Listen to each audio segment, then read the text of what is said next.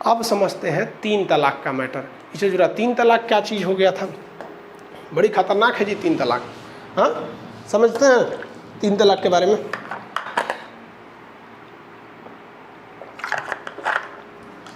देखिए ध्यान से, मुसलमानों के लिए अलग कानून, हिंदुओं के लिए अलग कानून आज भी लागू है। इसकी शुरुआत की थी लॉर्ड कॉर्नवालिस ने। उसने हिंदुओं के लिए अलग कानून बनाया, मुसलमानों के लिए अलग कानून बनाया। ऐसे धीरे धीरे चलते आए, जिसमें हमेशा कुछ ना कुछ सुधार होता है। और इन लोग को लीगल भी आज भी मुस्लिम कानून लागू होता है और हिंदू कानून भी लागू होता है, आज भी लागू होता है। अब थोड़ा समझते हैं 3 तलाक के बारे में। निकाह क्या है? मुसलमानों में विवाह को निकाह कहते हैं। निकाह मतलब होता है इकरारनामा, एग्रीमेंट। तो एक्चुअली में इस्लामिक परंपरा के हिसाब से मैरिज इज एन एग्रीमेंट। इसलिए जब निकाह होगा ना, जैसे मान लीजिए मेरी शादी होगी तो हमसे मौलवी साहब पूछेंगे कि आपको फलां लड़की के साथ बिना किसी दबाव में, और जो अगर मान लीजिए वो दहेज दे रहे हैं, कैश पैसा दे रहे हैं, तो वो बोलेगा कि उन फलां लड़की का नाम बोलेगा कि इस लड़की के साथ आपको निकाह कबूल है। तो अगर हमको कबूल है तो हम बोलेंगे जी कबूल है। तो जब हम ये कबूल बोलेंगे ना, तो उस वक्त लड़की के भाई, चाचा, मतलब लड़कियां के 10-5 गो कम से कम रिश्तेदार लोग वहाँ खड़ा होकर सुनेंगे कि ये खान साहब सही में बोल रहा है कि नहीं, कि कहीं दबाव में बोल रहा है। अगर दबाव में शादी करेंगे तो दिक्कतें ना होगा, तो बोलेंगे कबूल है। तो मौलाना साहब उन गवाहों को कहेंगे कि आप देख रहे हैं ना गवाही, सब लोग सुन लिए ना, तो कहें हाँ, तो एगो पेपर पे साइन कर देंगे मौलाना साहब। हाँ, अगला पलटेंगे, वहाँ पहले से लिखा रहता है, क्या आपको इस लड़की के साथ निकाह कबूल है? हम कहेंगे जी कबूल है। फिर पूछेंगे कि हाँ, मतलब पूरा लंबा लाइन होता है कि इनकी लड़की है, बिना किसी दबाव में बामोहब्बत, मतलब अपने दिल से आप निकाह को कबूल करते हैं। 3 बार कर देंगे तो हो जाएगा, और उसका रसीद मिल जाएगा। लीजिए, मतलब एक होता है ना, एडमिशन कराइएगा तो कहीं रसीद मिल जाता है, एक पेपर वर्क की तरह होता है, वो चीज़ है। तो ये बुरा नहीं है भाई, देखिए एक तो रसीद मिल जाता है, क्या बुरा है वहाँ पर। लेकिन आगे जाके देखिए पूरा 3 तलाक का मैटर किया, यहाँ तक में हो गया, शादी हो गया आपसे। अब वो लड़कियाँ शादी कर रही है कि नहीं, अब हमारे मौलाना साहब हमारे साथ आए होंगे, जब बारात ले गए होंगे ना, तो एगो मौलाना साहब को ले गए होंगे हम अपने साथ में। अब हमारे मौलाना जाएंगे वो लड़की के पास। अब लड़की जब रहेगी ना, तो एक कमरा में रहेगी, पर्दा ढका रहेगा, पर्दा के ए पार रहेंगे मौलाना साहब, पर्दा उस पार लड़की रहेगी। और हमारे चाचा, पापा, भाई जो 18 साल से ऊपर के बालिग लोग, वो भी पर्दा के पीछे रहेंगे सुनने के लिए कि वो बोल रही है कि नहीं। हाँ, तो मौलाना साहब पूछेंगे, दुल्हन आपको खान सर के साथ बिना किसी दबाव में बामोहब्बत निकाह कबूल है? अब कहेगी जी कबूल है। अब कहीं कहेगी ना, तो कोई उसकी मम्मी खोदेगी, वो तो कबूल है कबूल है। तो हमारे घर वाला कहेगा से निकाह ना करेंगे, जबरदस्ती कर रहा है, सब पहले से फसल है कहीं मतलब समझ रहे हो ना, वो गवाह को इसीलिए रखा जाता है। तो यही है गवाह का। तो एक तरह से अच्छा ही है कि भाई आपने गवाही दिया और गवाह का साइन होता है। लेकिन तलाक के समय गवाह क्यों नहीं रखा जाता है? जब आप शादी करके लाए तो 5 गो गवाह रखें, और तलाक के समय में फ़ोन करके तलाक तलाक तलाक, अभी तलाक पे नहीं जाते हैं, अभी तो निकाह पे रहिए, अभी आराम से रहिए। निकाह समझ में आ गया होगा। जब निकाह हो जाती है तो मोहरदैन लिखा जाता है। मोहरदैन is a security money for your marriage. दूल्हा जो होता है ना, उससे मोहरदैन लिखवाया जाता है। मोहरदैन एक पैसे की रकम होती है। जैसे हम लिख दिए कि मोहरदैन में हमने लिख दिया 10 लाख रुपया, लिख के साइन कर दिए, तो वो मेरी शादी के लिए मोहरदैन हो गया। अगर आगे जाकर हम अपनी पत्नी को डिवोर्स देते हैं, तलाक देते हैं, तो हमें वो तलाक तब तक वैलिड नहीं होगा जब तक हम मोहरदैन में लिखे रकम, यानी उस पैसे को उस पत्नी को न दे दे कि हाँ लो भैया, इससे अब तुम तब तक गुजारा भत्ता कर लेना जब तक कि तुम्हारी दूसरी शादी नहीं हो जाती है। तो मोहरदैन क्या, as a security money of marriage हो जाता है। लेकिन अगर मेरी वाइफ हमको डिवोर्स दे देती है, तो हम जो मोहरदैन में राशि लिखे थे वो नहीं लौटाएंगे। समझ आ गया? मोहरदैन एक पैसे की रकम होती है। अब जब शादी होती है ना, तो लड़की के घर वाले क्या चाहते हैं कि मोहरदैन को हुमच के लिखवा दे ससुरा 2 करोड़ रुपया मोहरदैन कब 2 करोड़ होगा नहीं करेगा कि तलाक देगा, लेकिन वो 2 करोड़ लिखता नहीं है। अरे मोहरदैन तो हम देखे हैं लोगों का 15-15 हज़ार रुपये लिखाता है, एक जना 35,000 लिखते हैं। और ये मोहरदैन की बड़ी जबरदस्त राशि है। एक परंपरा है मुसलमान में कि वो जो पुरुष होते हैं ना, देखिए आज डिवोर्स का और 4-4 गो बीवी रखने का, इसका अगर आप एक सटीक और एक लॉन्ग टर्म अगर आप उपाय देखते हैं, तो उसका एक ही उपाय है कि लोगों को शिक्षित करके उनकी मेंटलिटी को बढ़ाइए और वो एक सामाजिक ढंग से सोचें, वैज्ञानिक ढंग से सोचें, न कि पुरानी रूढ़िवादी ढंग से सोचें। ये एक सटीक उपाय होता है। तो मुस्लिम जो होते हैं ना, वो अपनी पत्नी को जीवन काल में ही मुहरदैन लौटा देते हैं। ऐसा कहा जाता है कि भाई ये मेरे लिए तुम्हारे लिए एक उधार है, मतलब ऐसा नहीं कि डिवोर्स देंगे। अगर खुशहाल ज़िंदगी जी रही है, बाल बच्चे हो गए, बुढ़ापा आ गया, तो उनको मतलब खुशी से मुहरदैन लौटा देते हैं कि भैया लो तुम ही खुश रहना, हम तुम्हें डिवोर्स नहीं दे रहे हैं, लेकिन हम एक सांकेतिक रूप से कि हम लोग खुश हैं। तो ये तो परंपरा रह गई भाई, ये तो खुशहाली का बात है। बात तब आती है जब तलाक की बात आती है, तो तलाक देंगे तो मुहरदैन की राशि आपको लौटानी पड़ेगी। अब जो तलाक है, जिसको डाइवोर्स बोलते हैं, डाइवोर्स मुसलमानों में 3 तरह का है, और 3 तलाक तो ख़त्म ही नहीं हुआ है यार। देखो ध्यान से, तलाक ए हसन, तलाक ए अहसन, देखिए ध्यान से याद रखिएगा, तलाक ए हसन, तलाक, देखिए 2 बार गलती बोल दिए क्या, तलाक ए अहसन और तलाक ए हसन। यहाँ हसन है, यहाँ अहसन है। तलाक ए अहसन जो है, इसमें कहा जाता है कि अगर हस्बैंड वाइफ में नहीं जम रहा है तो हस्बैंड जो है वो वाइफ को तलाक देगा, बोलेगा तलाक, और इसमें गवाह का रहना जरूरी है, और तलाक गुस्से में नहीं दिया होना चाहिए। तो गवाह रहना चाहिए कम से कम 2 ठो, जिस तरह निकाह के समय 5 गो गवाह थे ना, यहाँ 2 गो गवाह रहेंगे। तलाक, उसके बाद हस्बैंड और वाइफ में 3 महीने का गैप हो जाएगा। 3 महीने तक ना हस्बैंड वाइफ से बोलेगा, ना वाइफ हस्बैंड से बोलेगी, मतलब इन दोनों में कोई रिलेशन नहीं रहना चाहिए, दोनों अलग रहने चाहिए। ये मायके चल जाएगी, ये ससुराल चल जाएगा। 3 महीने तक अगर दोनों को लग गया कि नहीं है भाई, हमको आपकी कोई ज़रूरत नहीं है, हम अकेले ही खुश हैं, उनको लग गया अकेले ही खुश हैं, तो फिर वो 90वां दिन में बाकी के 2 तलाक दे देगा और शादी ख़त्म हो जाएगी। और अगर हस्बैंड दिया है तो मुहरदैन की रकम वापस करनी है, और वाइफ दी है तो मुहरदैन वापस करने की ज़रूरत नहीं है। इस तलाक को एक लीगल तलाक इस्लाम मानता है, और इसे अच्छा तलाक माना जाता है। देखिए अब हम अच्छा क्यों कह रहे हैं भाई साहब, कि तलाक को 100% ख़त्म कर देना भी दिक्कत है। कुछ ऐसे लोग होते हैं, कुछ ऐसी लड़कियां हैं जिनके साथ दुनिया का कोई भी लड़का नहीं जी सकता, मतलब एक आप सर्वाइव नहीं कर सकते हैं। और कुछ ऐसे लड़के भी होते हैं जिनके साथ बेचारी लड़कियां नहीं सर्वाइव कर सकती हैं, दारू पी के आएंगे, मारेंगे, उल्टा सीधा काम नहीं हो सकता ना, इसलिए एक ऑप्शन रखा गया। तो ये सुप्रीम कोर्ट को इससे कोई ऐतराज़ नहीं है, कहा कि ये ठीक है, लेकिन इसी में थोड़ा मॉडिफाई कर दिया गया, उसको कहा गया तलाक हसन। तलाक हसन को थोड़ा इससे अच्छा किया गया, कहा गया कि 90 दिन तक आप गैप में रह रहे हैं, इससे दोनों के बीच में दूरियां बढ़ती हैं, बीच में कोई आग लगाने वाला आ गया तो और दूरियां बढ़ा देगा। तो उससे बेहतर है कि आप तलाक दीजिए, 1 महीना यानी 30 दिन तक दोनों में दूरी रहे, फिर अगले दिन आप लोग मिलिए और फिर डिसाइड कीजिए कि आपको आगे रहना है या नहीं। यहाँ पे मान के चलिए कि यहाँ बोल दिया तलाक, एक ही बार बोलेगा, यहाँ बोला तलाक, अब वो नैहर चली गई, आप अपने घर हैं, 30 दिन हो जाएगा ना, तो फिर मौलवी साहब आपको बुलाएंगे, उसको भी बुलाएंगे, कहेंगे क्या डिसाइड किए तुम लोग, समझाएंगे मौलवी साहब की ज़िंदगी, तुम लोग तलाक दे दोगे, बाल बच्चे का क्या होगा। आप कहेंगे ना, फिर तलाक देंगे, तो फिर अगला 30वां दिन तलाक दे दीजिए। अब आखिरी मौका है, याद रखिएगा, मौलवी साहब अब आखिरी बार बुलाएंगे फिर अगले 30 दिन बाद, और मौलवी साहब वहाँ समझाएंगे, कहेंगे कि देखो ज़िंदगी बर्बाद हो जाएगी। आपके पास यहाँ भी मौका है, आप यहाँ भी चाहेंगे तो कह सकते हैं कि नहीं, हम जो तलाक पहले 2 बार दिए हैं हम उसको नहीं मानते हैं, हमारी शादी दोबारा हो जाए, हम तलाक नहीं देते हैं। तो लास्ट वाला भी अगर तलाक में आपने ना कर दिया ना, तो आपकी शादी बची रह जाएगी। और यहाँ भी अगर आपने कह दिया तलाक, तो फिर गई काम से। फिर तब आपको क्या करना पड़ेगा, आप अगर शादी आप तोड़ रहे हैं, हस्बैंड तोड़ रहा है, तो फिर मुहरदैन की रकम वापस कीजिए, तलाक खत्म, तलाक हो गया, काम खत्म। ये जो 2 तरह के तलाक हैं, ये ट्रेडिशनल तलाक है, यही एक इस्लाम इसे मानता है और यही इस्लाम में चलते आ रहा है। सन 7वीं सदी में इस्लाम आया था, 622 ईस्वी के बाद इस्लाम को मेन जो उनका ट्रेडिशन था उसमें आया था। तो इसको हम लोग कहते हैं तलाक सुन्नत। ये दोनों टाइप का तलाक जो होता है, इसे हम लोग कहते हैं तलाक ए सुन्नत। सुन्नत आप समझ जाएंगे, तलाक सुन्नत। सुन्नत उसे कहते हैं जो एक ट्रेडिशनली चला आ रहा है, बहुत पहले से चला आ रहा है, परंपरा दर परंपरा। लेकिन 12वीं सदी में यानी 1200 समथिंग में अचानक मौलवी लोगों ने एक नया तलाक शुरू कर दिया। ये शुरू में नहीं था, ये तलाक बिद्दत, नया तलाक शुरू किया, उसका नाम रख दिया तलाक बिद्दत। अब तलाक बिद्दत क्या चीज़ है कि भैया एक बार में इंस्टेंट 3 तलाक, भाड़ में गया, 90 दिन का नियम है, 30 दिन का नियम, खत्म कहानी, कोई गवाह नहीं, कोई सबूत नहीं, हमारे खाने में नमक ज़्यादा है, तलाक तलाक तलाक, खत्म कहानी, रिश्ते खत्म। अब पहली बात कि जो ये कह रहे हैं कि ये इस्लाम के खिलाफ है 3 तलाक को रोकना, तो पहले ये देखिए कि इसको शुरू कौन किया।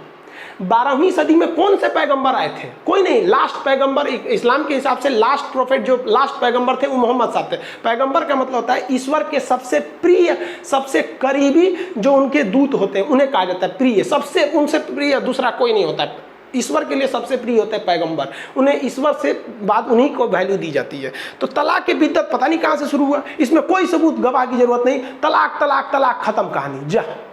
अब इसमें ससुरा ईमेल पे तलाक आने लगा, व्हाट्सएप पे आने लगा, फेसबुक पे आ गया, लेटर लिख के भेज देता था।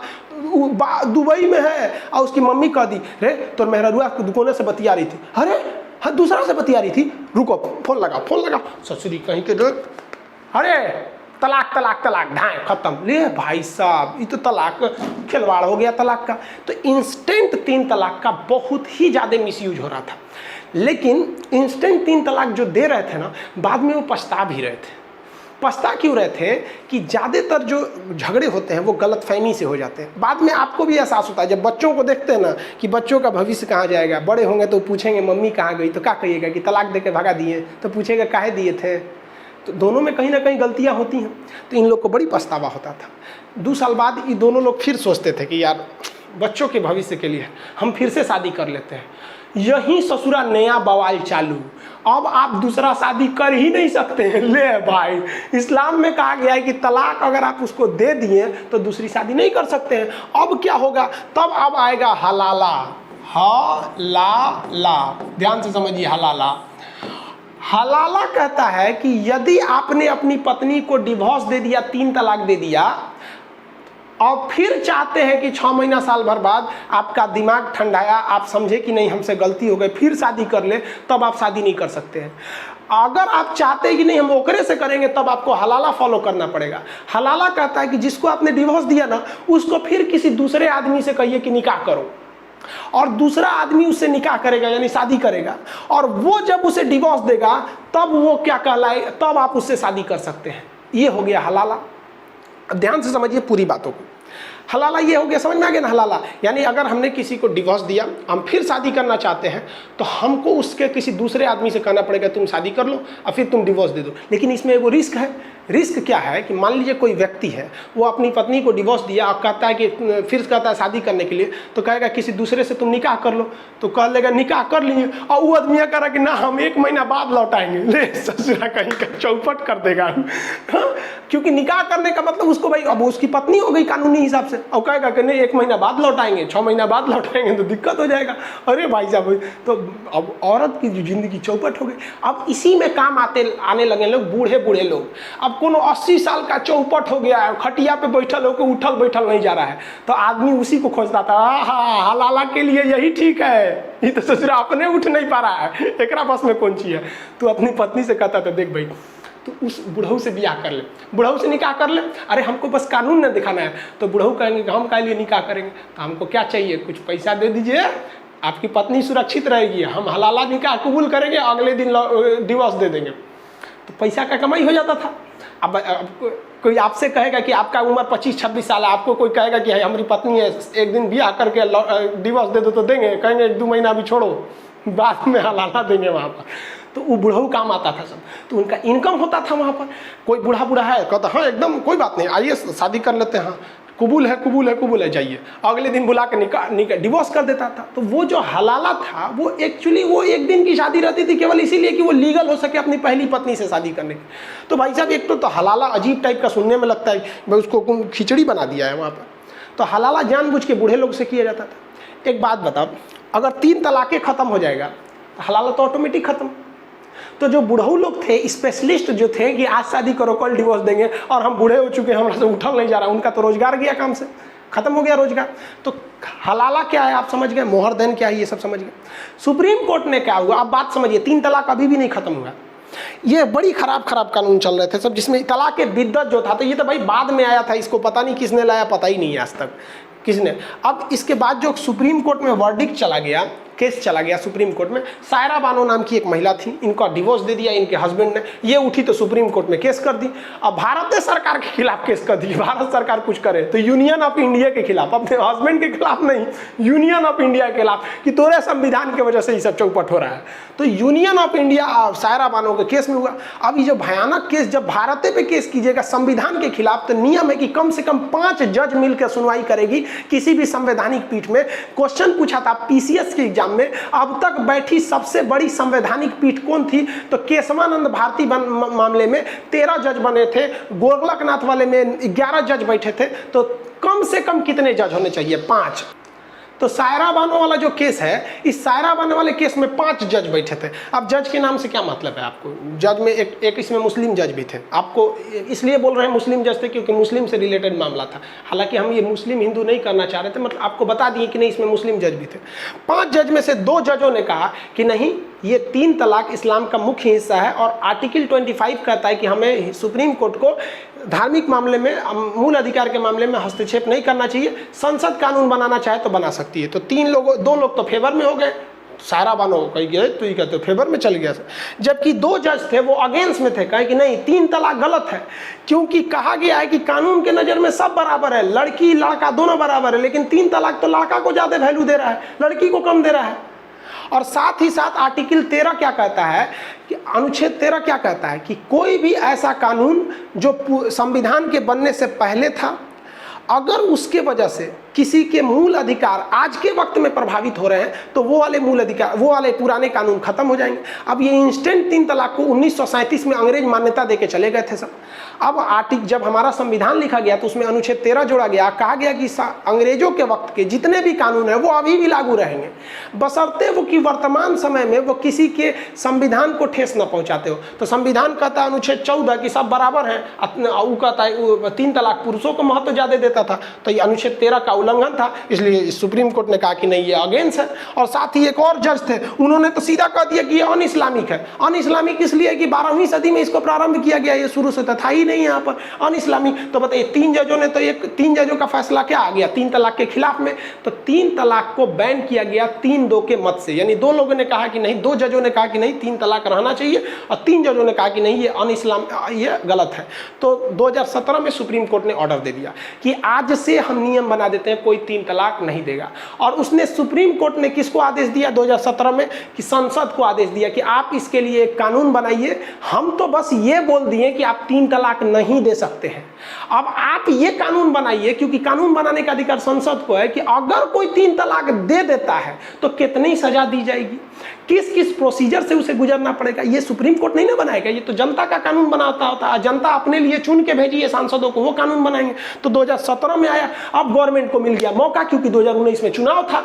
2019 के चुनाव में गवर्नमेंट ने इसे इस तरह से भजाया कि पूरी हिंदुस्तान भाड़ में गया। सुप्रीम कोर्ट पते नहीं है किसी को कि ये सुप्रीम कोर्ट के कहने पर हो रहा है। इसकी मुख्य जो किरदार थी सायरा बानो, उसको किसी को पते नहीं है और लोगों को लग रहा है ना गवर्नमेंट 3 तलाक खत्म कर दी। चलो भैया गवर्नमेंट ने पारित किया, गवर्नमेंट की भी है इसमें, ऐसा नहीं है कि आप गवर्नमेंट को नकार सकते हैं, क्योंकि अगर गवर्नमेंट मेजॉरिटी से पास नहीं कर पाती तो नहीं हो पाता। 2018 में गवर्नमेंट इसको सोची थी पास करने के लिए, नहीं हो पाया था राज्यसभा से। बाद में इसे 2019 में इसे संसद से मतलब अनुमति मिल गया था, चुनावी मुद्दा भी हो गया था और 3 तलाक को खत्म कर दिया गया। अरे भाई साहब अब जरा आप पीछे आइए, 3 तलाक में केवल ये वाला खत्म हुआ है, तलाक बिद्दत।